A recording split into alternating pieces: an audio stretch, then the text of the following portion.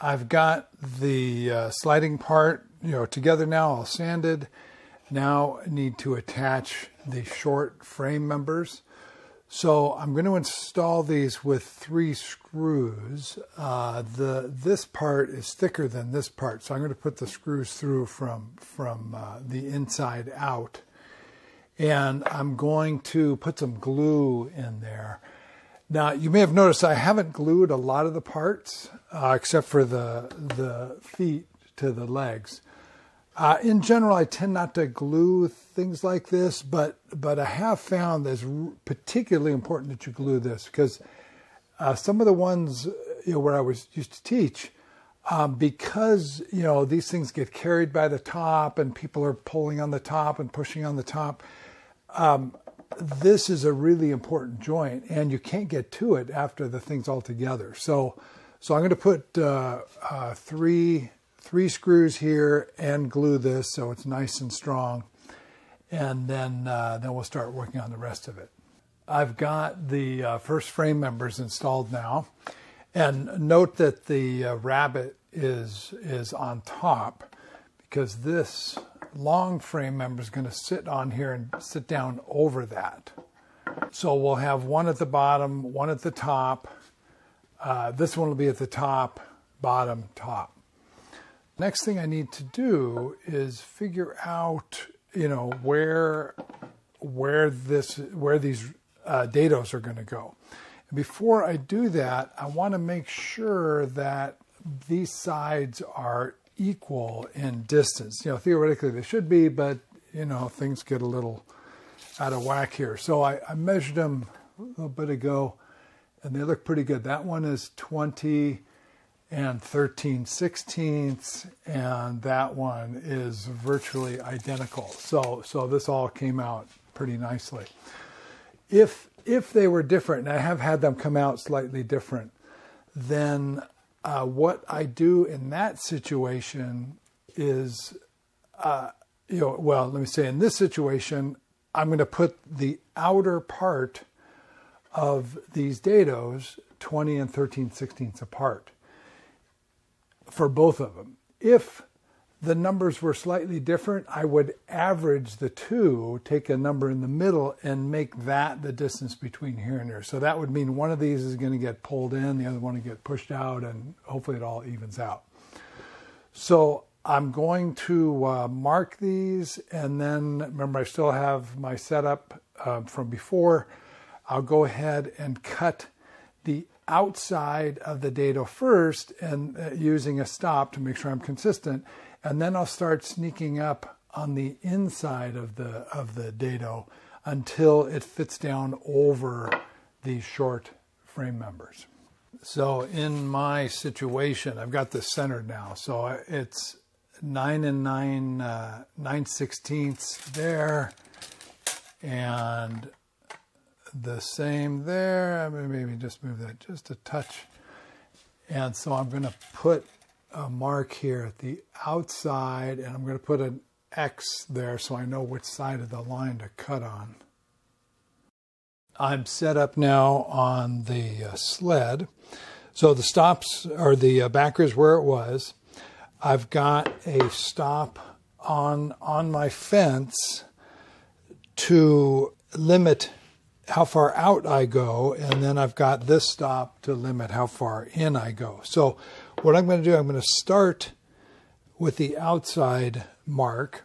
Now note, I don't want to use the fence as a stop by itself, because if I was riding against the fence, as I make my cut, it's very easy to come back and have this get hung up on the fence, and then you've got a almost surefire kickback. Now I could go and lift it and come back, but I find it much easier if I just use a spacer block, so that when I'm actually making the cut, I'm not restricted on this side. So I think I'm in good shape. What I'll do, I'm going to make, cuts. I'll move the fence over a little bit at a time. I'll do a fit check to make sure I've got the outer cut correct. And then once I do that, then I'll start working on the inner one. But I also need to remember, I need, once I've set up, I want to cut both dadoes on both parts.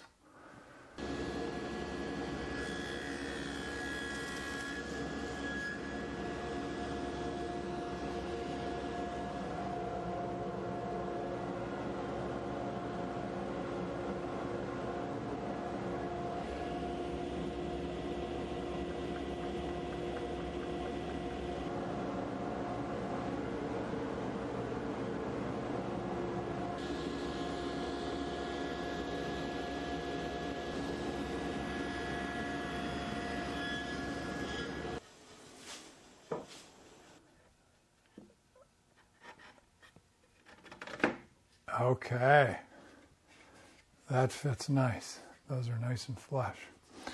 So the outer ones are done now. That should just fit right on there. So I just need to do the center dado on the top part here. So I'll basically use the same setup. I'll just move the stops around to get that one to fit.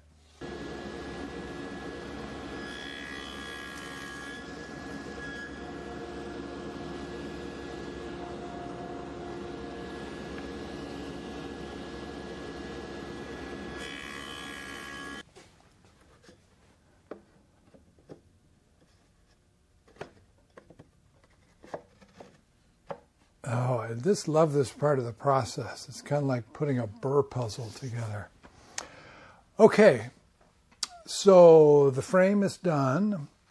Next, I'm going to glue these parts together. Now, I in the current version of the procedure, I say screw these together, which you can. I think the last couple I've made, I've just glued them. So I think I'm just going to do that. So I'll glue these together and clamp them.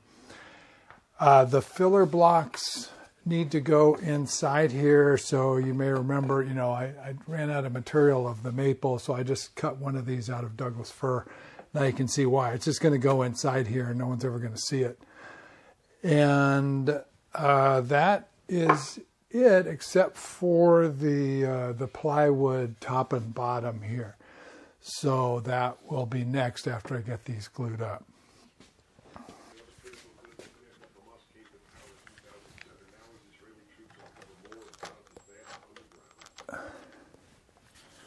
The last step in the chair horse is to cover the top and bottom of the frame with plywood. I have typically used shop birch in the past, and that works just fine. That's what I've got on my the ones I have in the shop here.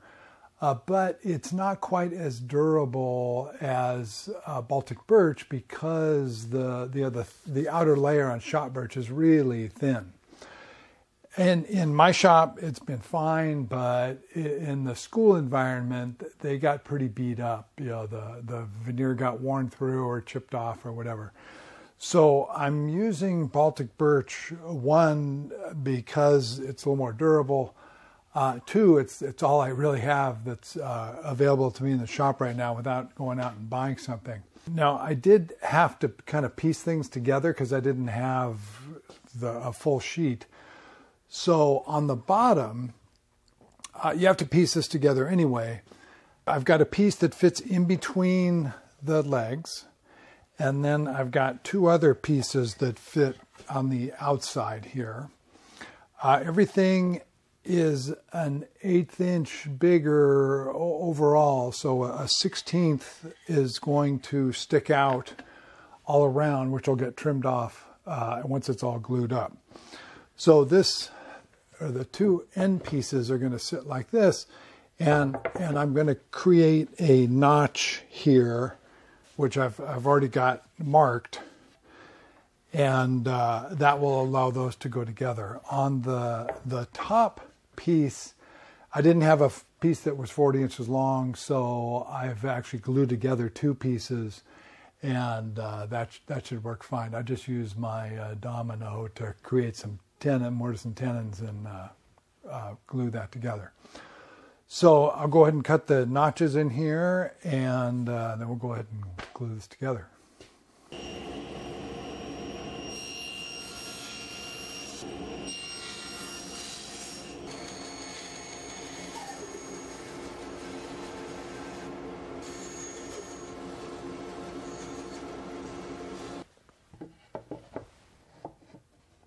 All right, that looks good. Okay, time for glue up. I think I'm ready. So I've got a bunch of clamps here. I've got my glue ready. I've got a nail gun because what I'm going to do, I'm going to glue this together in place. I think in the past I've actually taken this off and done it on a bench, but I'm going to try a little different process here. In order to get these on, I've marked them. I just held them up there and traced where the frame pieces are, so I know where to put the glue, because I'm not going to be able to put glue on the underside of something. So I'll put all the glue on these, put them up there. I've got a nail gun to just tack them in place. Then I'll do the top and clamp everything together. Oh, one other thing. I did sand all these outer surfaces too, because they're going to be a little bit of a pain to sand after this is together.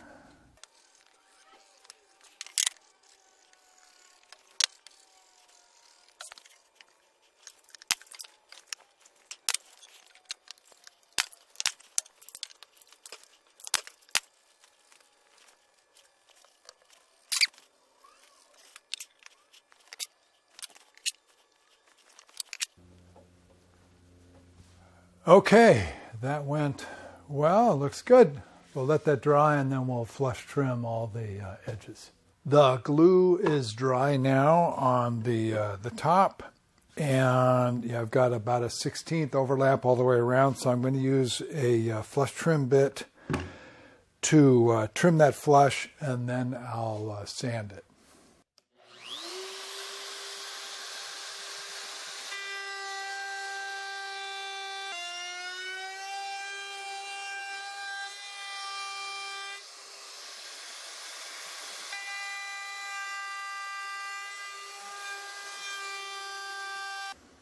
I've got the top piece routed flush now, and I've had to flip everything over to do the bottom. And I want to point out, typically when I'm using the router like this, I like to have my right hand over the part, and I don't like to put my left hand here because it makes it too easy to tip. So I tend to grab it like that. When I'm handheld routing, I'm always checking the cord, make sure it's not going to hang up on something. And when it's down here, it's more likely to get hung up, so I've put it up here. And I notice too, if I come past here, the cord's going to get hung up there. So I'm going to turn it like that. I typically like the cord, facing off to, in this case, the right side. But because of interference here, I'm going to keep it going this way. And I think I'm okay with my hand here. The other thing that I prefer to pull the router towards me. I find that's much more controllable than pushing it. Now, I've had other people tell me you should always push a router, so, take that with a grain of salt. But for me, it works best if I pull it.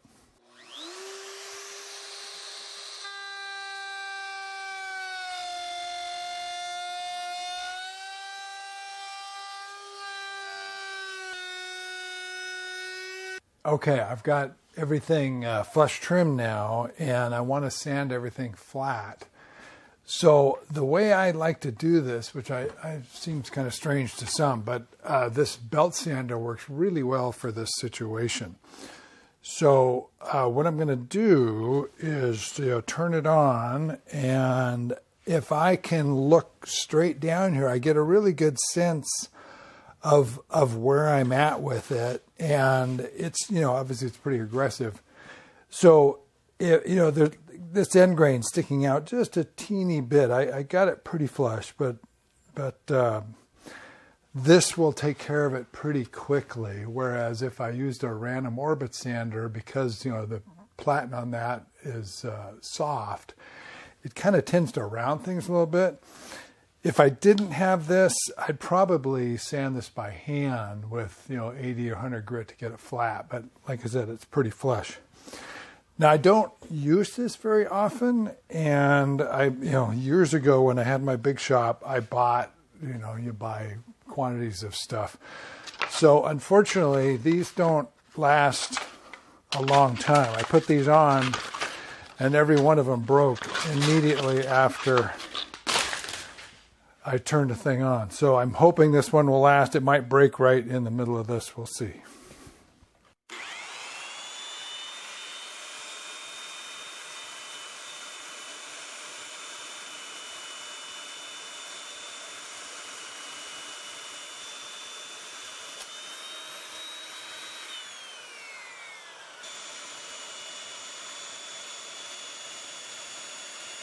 Well, that was a little painful. So I ended up switching to a finer grit. I think the last thing I did was 150, and I know that belt was much newer than the other one. So I'm just going to finish just knocking these corners down by hand, and I think we'll be about ready to go.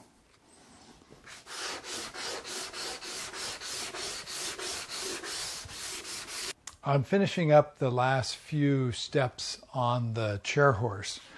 So I've got it back apart, and I should point out that it's difficult when things are together to lift up the top. Of course, this is upside down right now. It's difficult to lift that off of the base because this is fairly heavy compared to the base. So I find it's easier if you flip the thing upside down and then lift the base off of the top. So that this, so I would take it off like this. So I've finished sanding all the rest of the corners and things that needed sanding. I touched up a couple of things when I was sliding this up and down in the base. It was hanging up a little bit. So I had to tweak a couple of things that had a little extra material. So it is ready to go now, and I'm going to put some finish on it. Now, you don't have to finish this thing, but I kind of like to just at least seal it so that dirt and stuff doesn't get in it. When I'm lifting the top up, I end up stepping on here to keep this from moving around, and so I don't want to leave footprints, whatever. So I'm going to put some finish on it. I've just got some polyurethane that I've thinned about 50-50 with mineral spirits or turpentine, which would make it, I think, technically a wiping varnish. I'm just going to brush on one coat, and that'll dry nice and hard. There's no oil in it. So that'll help seal things and make it look a little nicer. The other thing I want to show is when this thing slides up and down, you can just have the carriage bolts sliding in here, but it's a fairly small surface that it's riding on, and it can get caulked a little bit sometimes after a period of time. So what I like to do is make a little pad that rides in here, and hoping this will focus here so it looks like that up close. So it's just a piece of Baltic birch. I've drilled a hole in it. It's got a couple of rabbets on this side to slide in the slop and keep it from turning.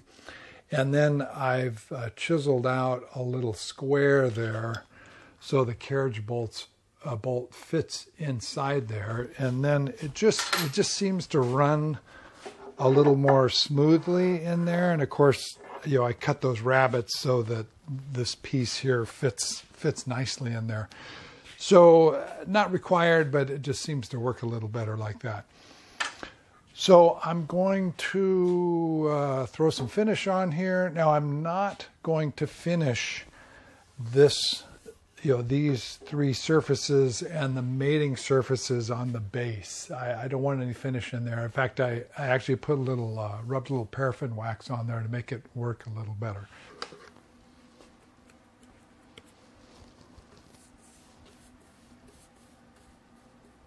So I don't want the finish to build up on here, so I'm just wiping off any excess.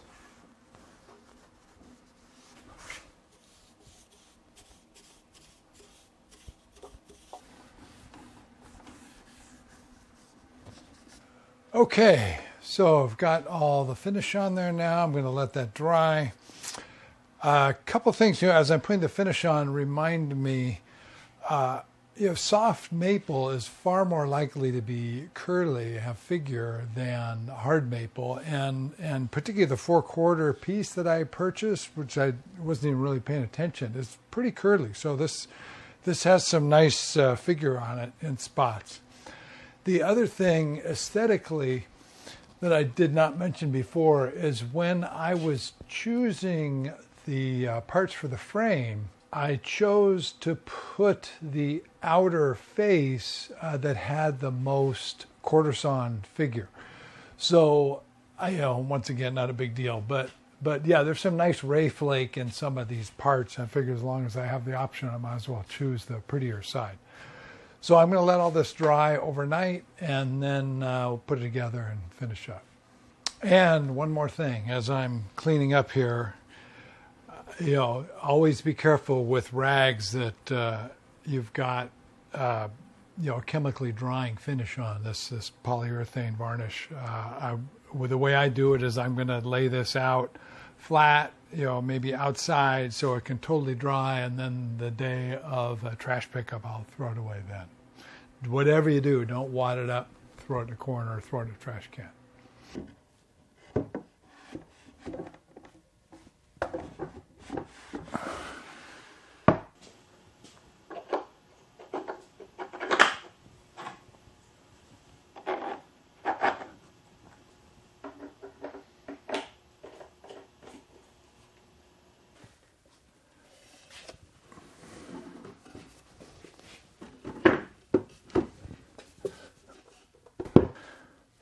Okay, I think that's it for the chair horse or the adjustable work support. If you build one, I'm sure you'll find it really useful in your shop. It's a great outfeed table, great support. I think what I find most useful is the fact that it is narrow and it's a nice, good, clampable surface. So enjoy.